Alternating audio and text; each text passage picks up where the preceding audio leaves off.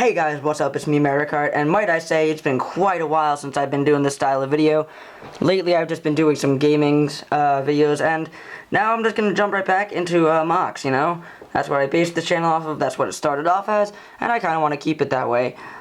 This is the first tank, truck, car, all of those that I've made. It came out pretty cool. I don't know if you can tell what I was going to base it off of, but from the gigantic wheels, it kind of looks like I was basing this off of the Lego Power Miner set, and that's exactly what I was basing this off of. I actually never really got one of those myself, which kind of saddened me, I guess you could say, but I guess this is my own interpretation of what I would think one looks like. It has a space theme to it, though. As you can see, I'm kind of twirling around a cannon, which we'll get into in a little bit, but yeah, we'll get into this later. But, yeah, I guess let's just jump right into the outside details. Alright guys, so on the outside, you can see here we have some of these big wheels right here. You can get these from the Lego Atlantis sets, or the Lego Power Miner sets, or some of the Lego Bionicle sets. There's these right here. I just kind of built them with these little studs right here. I took some Technic pins, plugged them into here, and then plugged them right into the center hole right here. I don't know if you can see that, but it all fits in quite nicely. And then to attach it all, I just kind of put it on this little, this little flat piece right here. I don't know what it is exactly right now because I can't really see it.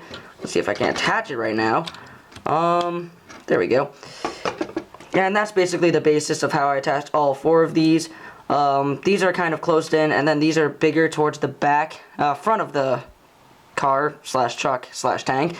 I don't know what I can call this, but if you guys have an idea of what I can call this, definitely put it down in the description, because I'm at a loss for it right now. But yeah, that's how I kind of attached all four of these wheels, and they're closer in towards the back, and then towards the front they're much more spaced out. Also, if you can see right here, we have these little hinges right here, and that's where these little, I guess, blades per se can flip out. And that's, you know, if this thing is strolling along, or they don't really spin on a smooth surface like this, but if this thing is moving along and then it encounters some kind of tough territory, it can kind of just stick these into the ground to get a better traction, or, you know, better grip if it kind of falls down, or if it just needs to go forward and attack enemies, I guess. And they can just fold down quite nicely like that, stored compactly right here. On the bottom you can see it's a very general structure. You can see it's all basically 2x8s, 2x6s, 2x4s, and 2x14s all along the sides, just making this a very structured, you know, very good, strong vehicle in total. As you can see, I kind of just banged it around. Anyway, also on the outside details, you can see right here, we have these little plates right here, and on this side as well. I'll get into those when I go into the inside details and the closer up details. But, yeah, that's just about it for the outside details. Now jumping into the more detailed details on the outside. Alright guys, so as you can see right here, we have these kind of plates right here. I attached these just using by these, these 1x4s. They have these studs on the front right here, as you can see. Or maybe you can't see, but, oh, there we go. But yeah, there are these 1x4s, and they're just attached with these studs. Then I took these little glass pieces right here, 1x4, attached them to make the windows, put them right on like this, and then just took this as an extra armor plate and attached it like this. And it's these same bases for both sides. That's just for protection against shrapnel and such. Also, towards the back, you can see here we have a, if I move it around, you can see, we have a small little window right here. That was just made using a 1x4 piece right like this. I took some 1x2 glass panes right here, attached them using a 1x6 flat piece right like this. Took the 1x4 like this, if I can get that in there, and then I just sort of attached it right through here. If I can attach that right now, that'd be great. Thank you. No, wait a minute. Can he get it? Can he get it? Probably not. Wow, this is actually kind of tricky. No, I'll leave it off because it kind of helps anyway. Towards the back right here, you can see that we have a sort of cannon, if you will. It can actually, let me put it back onto its, actually, I'll show you right there. It has this kind of spindle right here. This is what it's used to, you know, spin around and such. And then this flatbed area right here is just used to store goods and gems, if you will. I'll grab this little piece, throw it right in there. Fits nice and snug. Or if you need to store a body in there, that works too. But that's not what we're doing here. We're using that to store objects like gems and minerals, because this is a Lego Power Miner base set. So we're just going to attach that back right there. Okay, so this can move up and down like this, around like this, you know, all those fancy directions, right, like that. It can do a 360. It was basically made like using these pieces right here. I took some stacked 1x1 pieces, slanted blue translucent pieces, patent that word, I guess, and I just kind of attached them to the hatch right here. These do move up and down like this, and I attached these kind of cannon things, 1, 2, 3, to make it look like it was kind of shooting already, you know, like that different colors-ish, and I had that little thing there to make sure that people knew that it was kind of already firing. If not, you know, oops. There's a little gate at the end right here. That's just a simple gate. There is no, oh, I made this how that way. But I just kind of attached that, you know, for extra security and such. And then these little arches right here, just trying to make sure I get every, you know, detail in.